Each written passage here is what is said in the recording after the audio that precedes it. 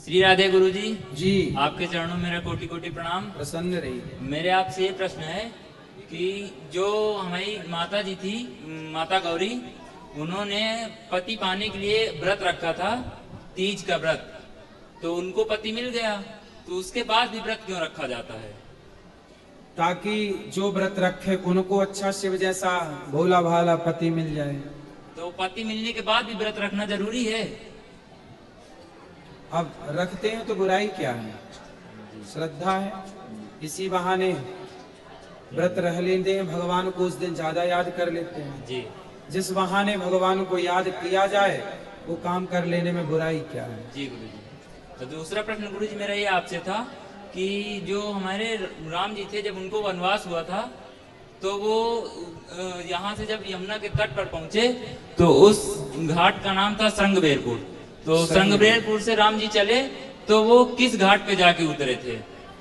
श्रृंगबेरपुर से भगवान तमसा नदी पहली रात्रि विश्राम हुआ। जी गुरु जी। फिर श्रृंगबेरपुर पहुंचे। जी गुरु जी। फिर वहां से प्रयाग के पास गंगा जी पहुंचे। जी। पहले गंगा जी पहुंचे जी गुरु जी। जहाँ केवट से भेंट हुई। जी। तो इस स्थान का क्या नाम था गुरु जी? अब वो स्थान का नाम तो देखना पड़ेगा बेटा, गंगा का तट ही कहते हैं, गंगा के किनारे। जी गुरु जी। श्रृंगबेरपुर में ही है वो स्थान। जी गुरु जी। श्रृंगबेरपुर के नाम से ही जाना जाता है। जी। श्रृंगबेरपुर में ही गंगा है, वहां पर प्रयागराज के थोड़ी पहले वो स्थान।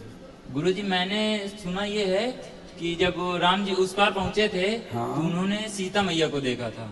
तो सीता मैया ने देखा कि इनके लिए उतरने के लिए घाट नहीं है, तो सीता मैया आके उन्होंने एक मुट्ठी बालू रख दी थी। तो उसको बालू का घाट ऐसे कुछ बोलते हैं। बोलते होंगे। मैंने आप वहीं के हैं क्या? नहीं गुरुजी, मैंने किसी से सुना है या पढ़ा है। सही है, सही सुना है तो सही होगा। जी गुरुजी। तीसरा प्रश्न गुरुजी मेरा आपसे ये था कि जब राम लक्ष्मण का वनवास हुआ, इन तीनों लोगों को, मैया सीता को, प्रभु राम और लक्ष्मण जी को, तो इनकी उम्र कुछ 18-20 साल रही होगी। किनकी? राम जी की, राम जी और लक्ष्मण जी की 16 वर्ष। 16 वर्ष। और जब ये 14 वर्ष का वनवास हुआ तो 16 और 14 हुए जाके 30 वर्ष। जब राम जी का वनवास हुआ उस समय राम जी की आयु थी 27 वर्ष। जी गुरु जी। तो 27 साल के राम जी और लक्ष्मण जी थे, तो गुरु जी उनकी दाढ़ी मूंछें नहीं आई थी।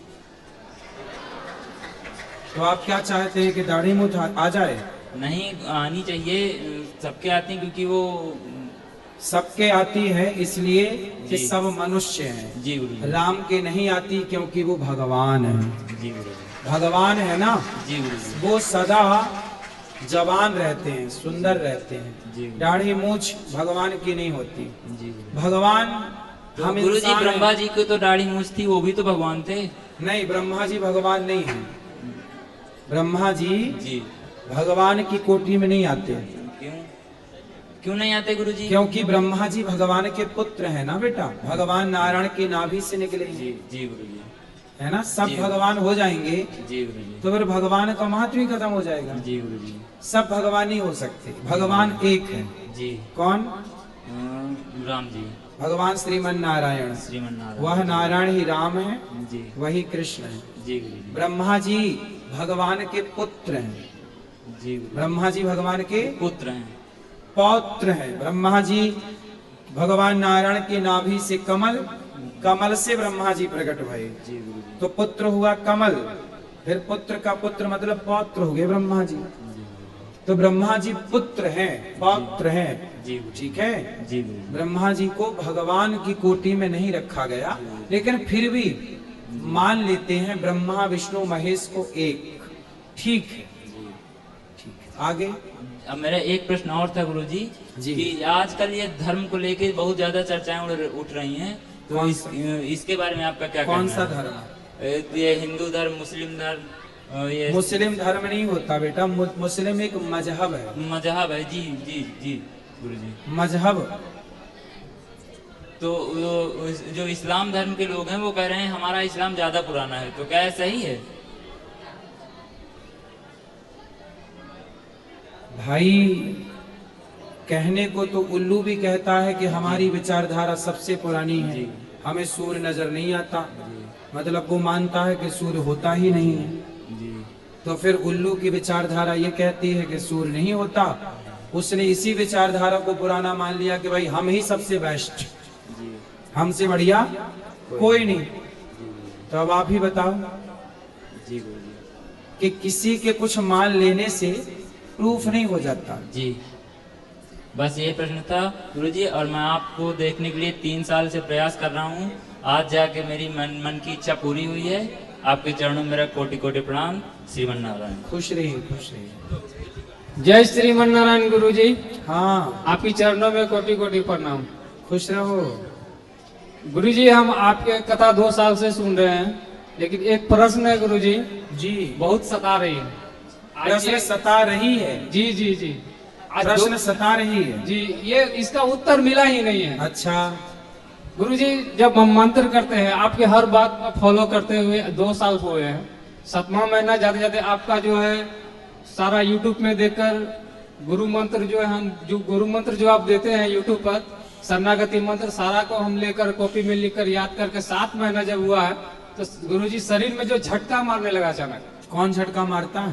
गुरुजी शरीर मतलब ये यहाँ जो है ये मूत्र द्वार से जो उठता है ना, ऐसे से मारता है।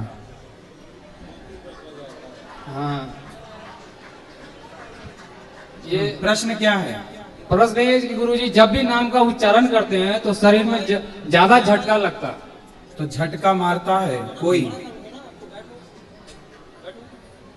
कौन मारता है झटका? नाम बताओ। लेकिन मंत्र जो जब करते हैं ना तो झटका लगता है गुरुजी। तो आप चाहते हैं कि झटका ना लगे? जी अच्छा, तो फिर मंत्र धीरे धीरे जपो। गुरुजी 1 घंटा 1.5 घंटा करते हैं। तो सही है। ये चक्र की शायद ये है क्या? क्या? चक्र जागृत तो नहीं हो गया गुरुजी?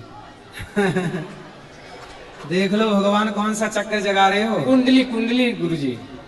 तो जग रही है। जी जी, उस जब सोए भी जब मंत्र जाग पड़ता तभी झटका लगता है, ऐसे नहीं लगता। अच्छा, और यहाँ बीच में हल्का हल्का मीठा मीठा दर्द होता है।